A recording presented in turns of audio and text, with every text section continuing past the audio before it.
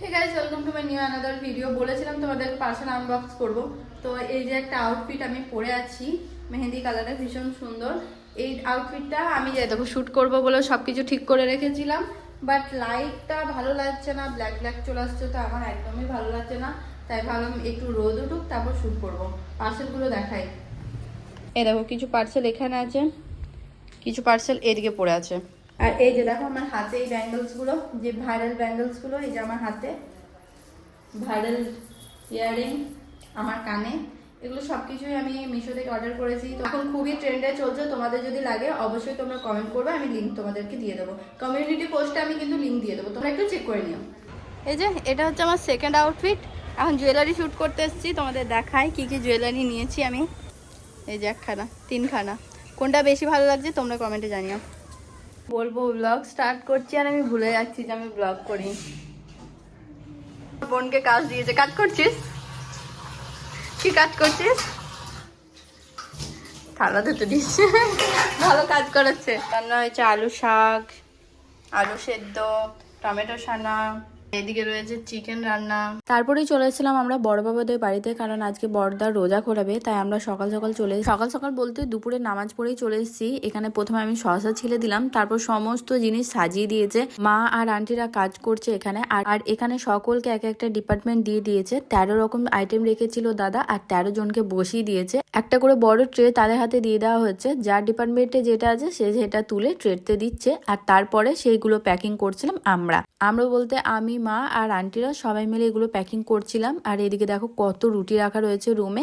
দাদা শুধু এবছরে নয়, কয়েক বছর ধরে দাদা রোজা খোলাচ্ছে। দাদা মসজিদে আগে রোজা খুলিয়ে দিয়েছে, এখন যেটা রোজা খোলাচ্ছে প্রায় 500টা বাড়িতে রোজা খোলাচ্ছে। তো তোমরা সবাই দোয়া করবে যাতে দাদার ইনকামে আরো বরকত দেয়, আরো যেন মানুষের হেল্প করতে পারে। তো সবার বাড়িতে ইফতার দিয়ে আসছিলাম। আর দেখো দিদিদের গাছে কত কামরাঙা ধরেছে, রমজান শেষ হওয়ার পরই কামরাঙা আনবো। এই যে দাদা আমাদেরকেও দিয়েছে প্রচুর ইফতার।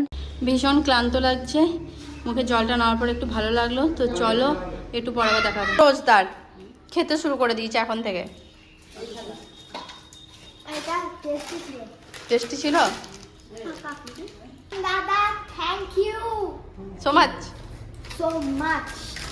আমি যে রেস্ট নিতে যাব সেই বলে কিনা পেয়ারা মাখা করে দেয়। মাও অনেক ক্লান্ত হয়ে রয়েছে, তাই ভাবলাম আমি ওদেরকে করে দিই পেয়ারা মাখা। আর এই পেয়ারাগুলো আমি এনেছি আন্টিদের বাড়ি থেকে। ওদের আবদারে এখন করছে আমি পেয়ারা মাখা। পেয়ারাটা নষ্ট হয়ে গেছে মা, এক সাইডটা নষ্ট হয়ে গেছে, এই সাইডটা ঠিক আছে। দেখো উপরে ছাপ ছাপ পড়ে গেছে। তো ওদেরকে আমি করে দিই। কালকে আমি এনেছিলাম আন্টিদের বাড়ি থেকে এই পেয়ারাগুলো, ভীষণ বড় বড় পেয়ারা ধরা, ভীষণ মিষ্টি হয়, সেজন্য নষ্ট হয়ে যায়, পোকা ধরে যায়। আর ধপ ধপ করে পড়ছে আর খাচ্ছে। তো চলো আগে করে নিই, তারপর আবার দেখা হচ্ছে। চলো বলি আমি পেয়ারা মাখাতে কি কি দিই। আমি জাস্ট লবণ দিই আর একটু লঙ্কা গুঁড়ো দিই, আমি কাঁচা লঙ্কাও দিই, ধনে পাতাও দিই, কাসুন দিয়ে দিই। এভাবে পেয়ারা কে কে মেখে খাও কমেন্টে অবশ্যই জানিও। পেয়ারা মাখা তো আমি চলে এসেছি আমার ছাদে, আমার সুন্দর সুন্দর ফুলগুলোর একটু যত্ন নিতে। কালকে ফুলের জল দিইনি, তা কেমন মুজড়ে গেছে।